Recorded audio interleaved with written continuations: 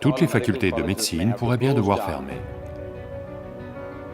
Parce que l'intelligence artificielle va faire des diagnostics d'elle-même et vous soigner d'elle-même. Donc, il est temps que les jeunes médecins qui arrivent maintenant se concentrent sur la façon dont vous pouvez regarder au-delà des symptômes. Vous devez permettre à l'intelligence plus profonde en vous de fonctionner.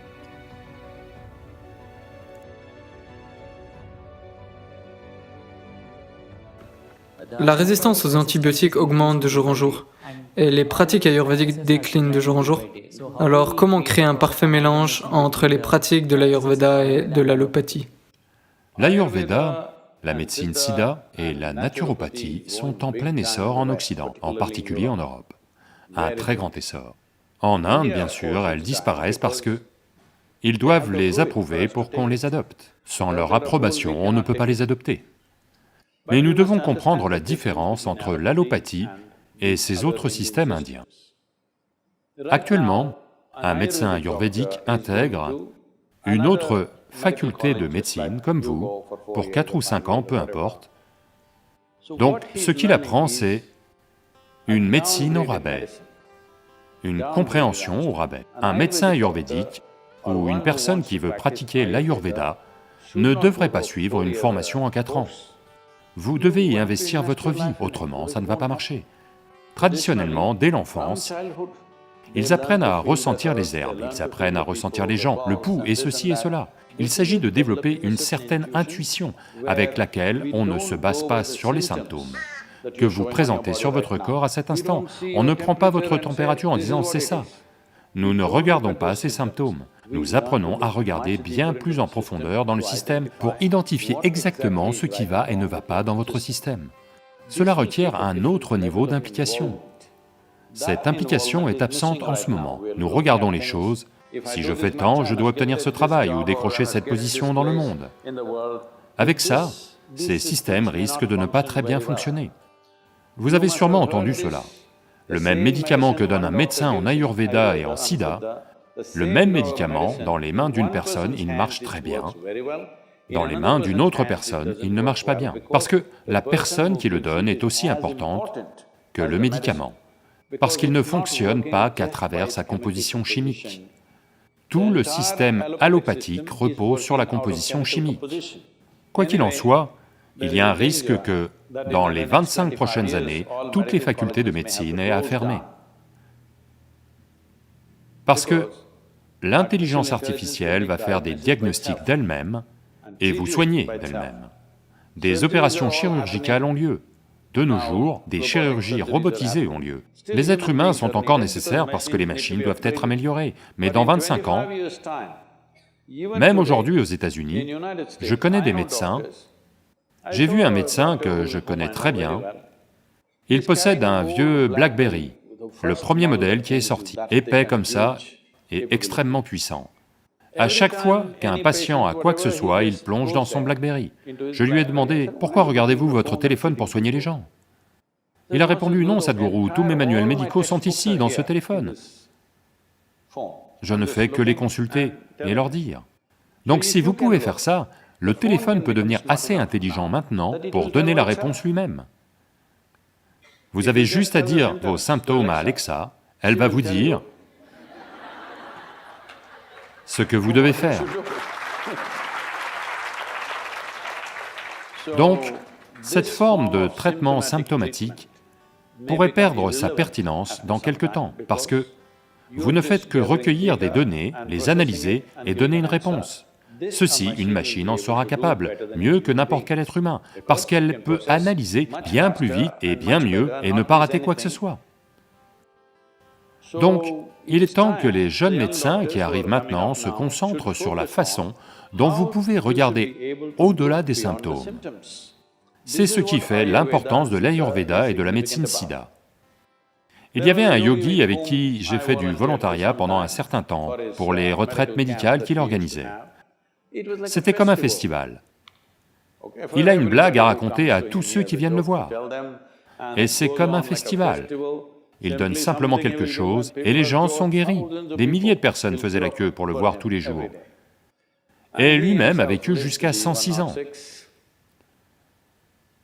Donc si quelqu'un vit jusqu'à 106 ans, pas dans un état de gériatrie, pleinement actif jusqu'au dernier jour de sa vie, il doit savoir quelque chose sur la santé, n'est-ce pas? Allô? Mon arrière-grand-mère a vécu jusqu'à l'âge de 113 ans. Je vais vous dire, cela va peut-être vous paraître absurde, mais vous devez écouter ceci, parce que si vous n'êtes pas ouvert, vous n'apprendrez rien de nouveau. Je ne l'ai connue qu'après ses 100 ans, mais elle était encore très active. Elle vivait toute seule, en plein champ, elle s'était construite un petit temple, pas pour Dieu, pour elle-même. Elle avait construit un temple et elle s'y asseyait. Parce qu'elle sentait qu'elle méritait un temple. C'est très courant en Inde. En particulier les femmes âgées, construisaient de petits temples, s'asseyaient là et elles servaient l'humanité d'une autre manière, à leur manière. Donc quand nous y allions en vacances, elle rentrait à la maison. Si vous lui donnez un petit déjeuner, elle va le prendre et le donner aux fourmis, aux écureuils, aux moineaux, tout. La majeure partie du petit déjeuner disparaissait comme ça. Il y a des conseillers autoproclamés qui regardent ça et disent « Vous, vieille femme, vous ne mangez rien, vous allez mourir ». Ils sont tous morts.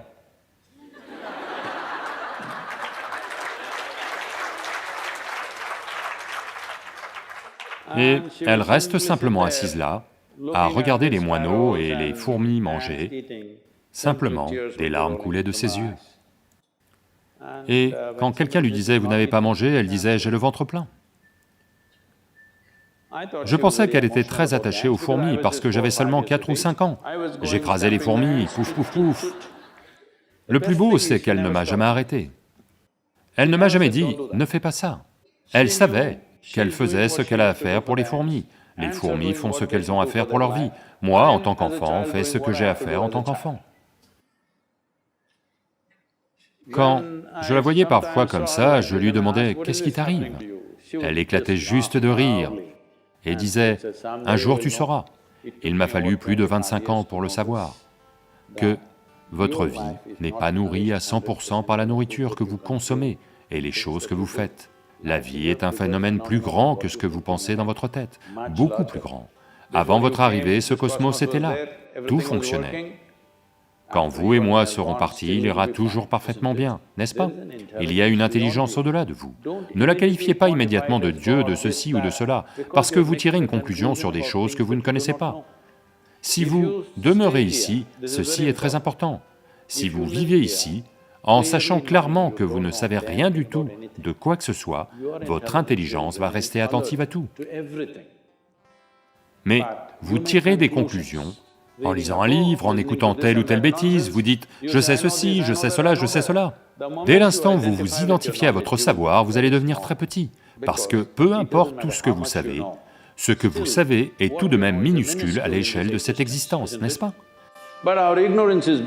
Mais notre ignorance est sans limite, c'est ce qu'on appelle l'intelligence de l'ignorance. Si vous savez constamment que vous ne savez pas, votre intelligence va rester super vigilante. Que votre corps soit éveillé ou endormi, elle va rester super vigilante. C'est ce qu'un médecin doit faire. Parce que, je suis désolé de dire de telles choses, vous connaissez peut-être la médecine, vous avez peut-être lu tous les livres du monde, vous avez peut-être soigné beaucoup de patients, mais pourtant, tout semble parfait, mais quelqu'un va mourir entre vos mains.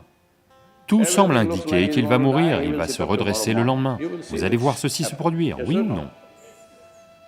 Donc, il y a de l'intelligence au-delà de vous et moi, il y a une intelligence qui nous fait exister, il y a une intelligence qui peut transformer une mangue en un être humain. Si vous ne laissez pas cela fonctionner en vous, si vous pensez que tout est dans votre tête, vous allez devenir un médecin idiot. Vous devez permettre à la profonde intelligence en vous de fonctionner.